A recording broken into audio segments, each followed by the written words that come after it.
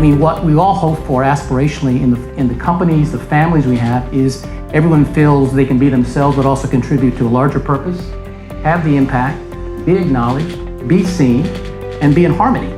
And I think that's kind of what the overall inclusion agenda is. The world didn't spin off its axis because women were in the boardroom.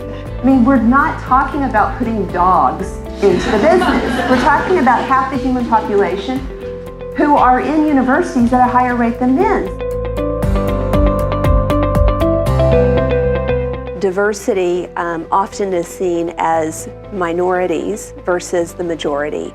So I was really encouraged to hear how many comments that people made that were in line with that, of really seeing that you can't make the change unless you bring everybody into the tent. And I was just really thrilled to hear more people thinking along those lines. Well, I'm a huge fan of having diversity across our teams. I think that in all walks of life, actually, a more diverse team, be that gender diversity or in any other form, is going to be a high-performing team.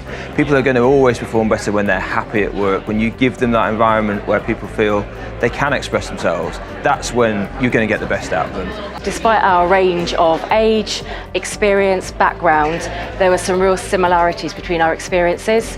And I think the key thing that I took away was communication and how important that is between the generations and across gender. My key takeaway today is the idea that was brought to me by Susie from Amex, which is to have a dedicated contrarian in every meeting so that we can make sure we're playing devil's advocate and coming up with the best solutions.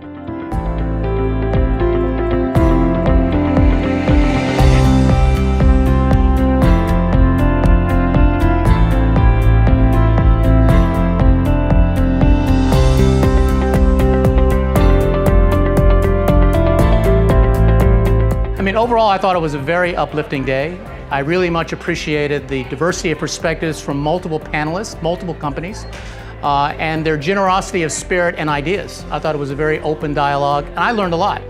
On the one hand, we also looked at where we are now, and it was a realistic assessment of how far we yet need to go in the workplace, and in the mindsets and in the culture of the workplace and in society at large. And on the other hand, we heard some very inspirational stories, narratives, anecdotes, the importance of role models, some great tips in terms of how to navigate this journey. And it's very important for us as a firm at A.T. Kearney and me, the DIAL initiative. So it all links up to how can we improve diversity and inclusion, a culture of apprenticeship, and leading by example, so dialing up the culture.